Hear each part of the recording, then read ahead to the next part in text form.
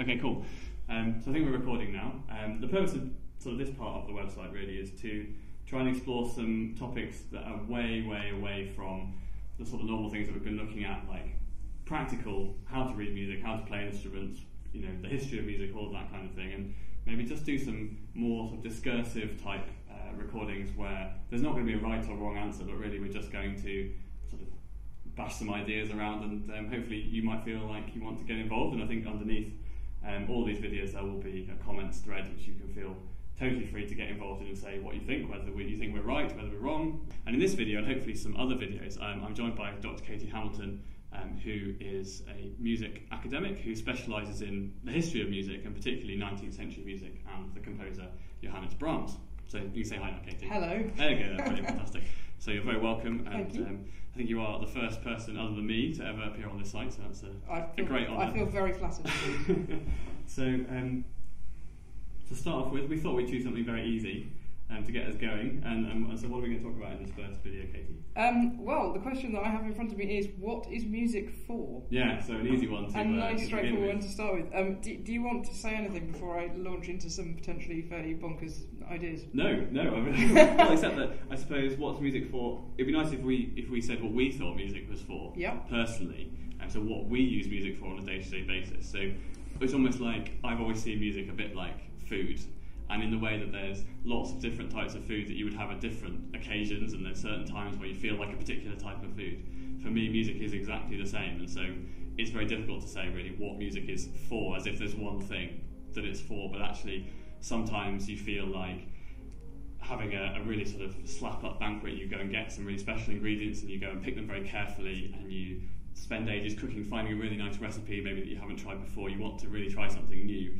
And there's other times that you just want egg and chips because you've had a hard day, you just want something that's really familiar and comforting and warming, and so for me it's going to be hard to say what music is for, even just for me, but I probably see music as a really fun thing to explore, something that helps me maybe understand a little bit better people from other places around the world, people who came from a different time than I do.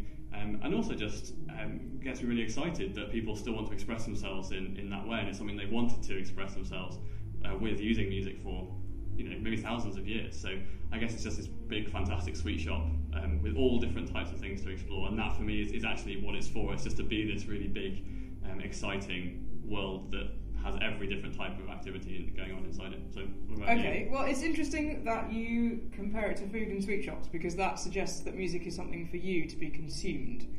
So something that I was thinking about when I was kind of considering this question was actually the first stage before you get to what is music for is what is music, by which I don't mean what do you have to do to a sound in order to make it music. That's a slightly different philosophical issue.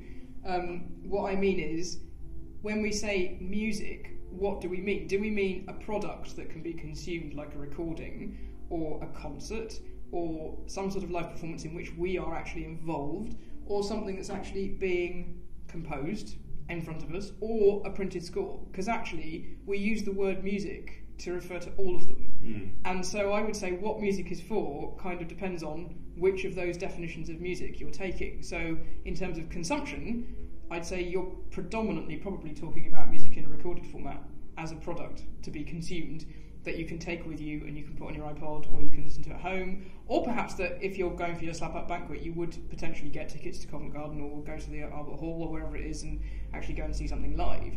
What music's for if you're a composer kind of depends on when you're writing it, but it probably has some kind of function, whether that is because it's a particular ritual that requires music as part of a given culture, like church ceremony perhaps, or a song for some kind of major communal activity like ploughing the fields or giving thanks or somebody getting married or somebody dying, all of that kind of thing. So it has kind of particular context within a given society, and you mentioned it gets you in how you understand other cultures better. So I guess that's part of that, is how other cultures use music, the functions that they have. Also, music is, as well as being functional, it's something that is beyond function. It's something that's very beautiful. It's something that has kind of aesthetic worth. And only sometimes, surely, or all the time. Well, I think I would say all music has some aesthetic worth, because I would I'm a complete romantic about these things, and I would say that if you're writing music, whilst you might be writing that particular kind of music because you need to earn money and it's for a particular function, like an advert for vacuum cleaners or whatever it is, the reason that you're writing music in the first place is because you care. So there will be some part of what you're doing that is greater than just the function of the thing that the music has. I see. And I suppose when you're approaching it from a consumer, you're just sort of in that functional kind of experience with it, in that when you're listening to it, you are consuming it, as in you can't necessarily appreciate all the other reasons why that composer wanted to write that. I think that varies though, because it depends how far removed you are in time and cultural context from when the piece was written as to exactly what it is you understand when you listen to something. But it depends why you're listening to something. If you're walking down the street and you've got your iPod on and you're listening to a particular song, it might be because you feel a bit like you're in a film and you want a soundtrack for the fact that you're walking down that street on that day at that time, and that's fine. Or it might be because you're, considering that piece in a lot more detail and you want to get to know that composer better. It might be because you've seen a film that featured that piece of music and you want to relive the film in your head. So it can act as a kind of cue, a sort of memorandum for something else that's happened elsewhere, a reminder of a nice experience that you had. Maybe you were in a restaurant and you had a really good date, and whilst you were dancing afterwards, there was this song which you then listened to the next day on your iPod. They're playing our song. Yeah, exactly. Yeah. So music has lots and lots of different functions, and that's even if you're just listening to it. It might be that you're playing it, in which case it's something very different because you have an actual physical connection to the making of the sound. And obviously it's also different if you're the person creating the piece in the first place. I mean, you have composed stuff. So what's music for you as a composer? I suppose I kind of still see it through the same eyes. I mean, my big sort of idea of music is actually I quite like the idea of getting away from it being an art in one way, because I find it's actually quite problematical to see these composers like Mozart and Beethoven on these big fluffy clouds who float through the sky in this kind of ethereal, godlike sort of way. That what they did was so special and so such genius work that it's very difficult for a mere mortal like me to even come close and touch those guys. So I suppose I find it much easier to process if I see it as, well, actually, these guys were just fantastic craftsmen. They just learned how music worked, and they were able to sort of make really fantastic versions of the music. That music being a kind of like a type of thing, like a table or a chair or a piece of furniture or an antique or something like that. In a way, those composers, to me, they just were master sort of craftsmen of music, and they were able to control it in hugely exciting ways. So when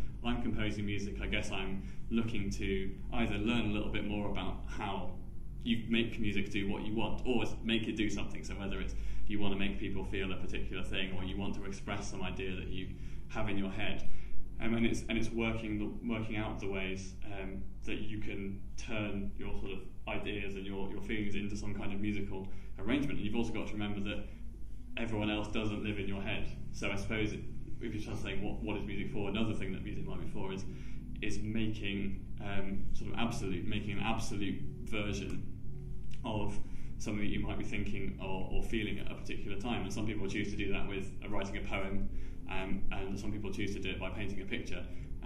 It might be the fact that I find that those two ways of expressing yourself are quite sort of, in a way, they're quite absolute. And if you're using language, you're actually sort of putting down into quite distinct words the ideas that you're trying to get across, and those words have associations with them. And I think what music is brilliant at, and in fact, there's pretty much nothing else that can do this, is put across something that isn't tied up with words and images and language. It's just tied up with something much deeper, I think, which so maybe you could say another thing that music is for is a more direct connection to non-defined images or words. It's just a sort of maybe feelings or ideas that sit away from maybe organised structures of language or other stuff like that. So there's freedom of interpretation in it because it's not actually pinned down to a meaning system. Yeah, and that's absolutely. Why I like it, and the fact that each person. So I suppose it's also what is music for is a nice thing for everyone to come and take their own thing out of it. Mm-hmm. Unlike maybe an instruction manual for a DVD player, which is very functional and it tells you the information that you need to know. And to a degree, there's an element of that in prose writing and novels, in that there is a story going on here, and there are characters in the story, and they are defined, and they have names, and they go about doing stuff in the world.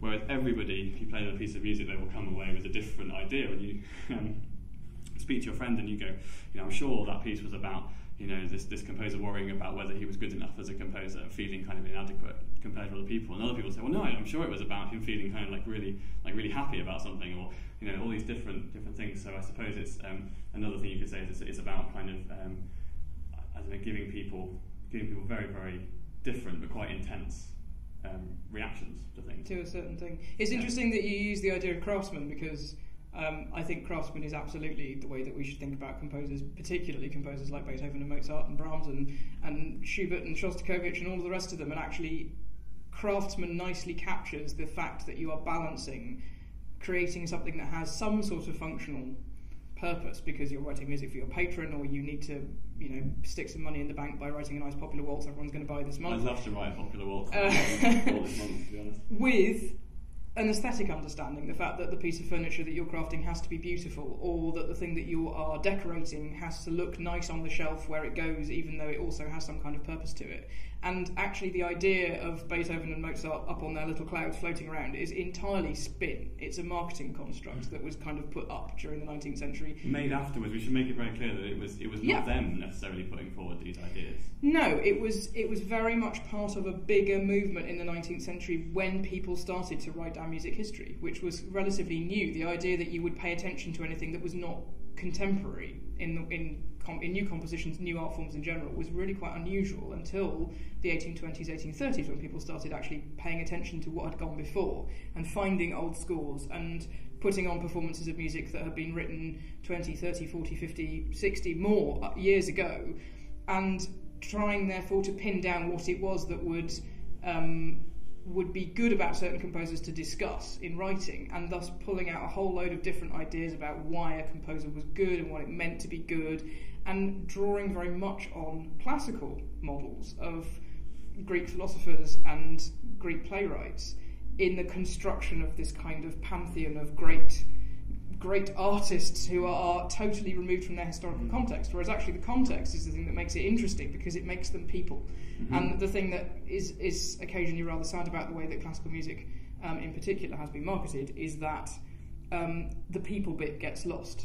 Yes. That they become figures and artists, but that actually we lose the fact that here was Beethoven, he was 5 foot tall and very grumpy, and his hearing was a bit dodgy, and that's all fine, but he was a person as well as being somebody who wrote great music. So in a way, I mean, maybe we might be coming somewhere towards some kind of a conclusion anyway, that seems to be music is for bringing together sort of this sort of format, this ability to make something out of sound, because I think my definition that I've always thought was quite good for music was humanly organised sound, because it takes away these ideas of saying, well, somebody has to decide that this is great before it gets into the club, because it's quite exclusive, this club, in fact. I mean, particularly 19th century music history, in broad terms, we're talking about maybe 20 guys who get into the club. Yep. And there's, as you know from your own research, there's hundreds of other very, very skilled, very, very interesting, creative musicians who just don't get a place in the book. And that seems it seems a massive shame, because for me it's like the sweet shop thing again. It's like, it seems that music history is obsessed with the Dolly Mixtures shelf of the sweet shop, and they just want this particular type of sweets, or there's a few different types of sweets that we can have. And I feel like we've got all these other shelves full of really exciting, interesting things, and that do have very different functions, I guess. So could we possibly get to the point where we've got this thing which is organising sound, and that's what music is, to a degree. It's people coming in and taking sounds that they hear or sounds that they can find in the world and making something out of them. But it's not just this mechanical process that it's just sort of formulating like you might go through if you just need a functional office block. You will go and organise some materials into the office block without a huge investment of your own sort of creativity and your own ideas.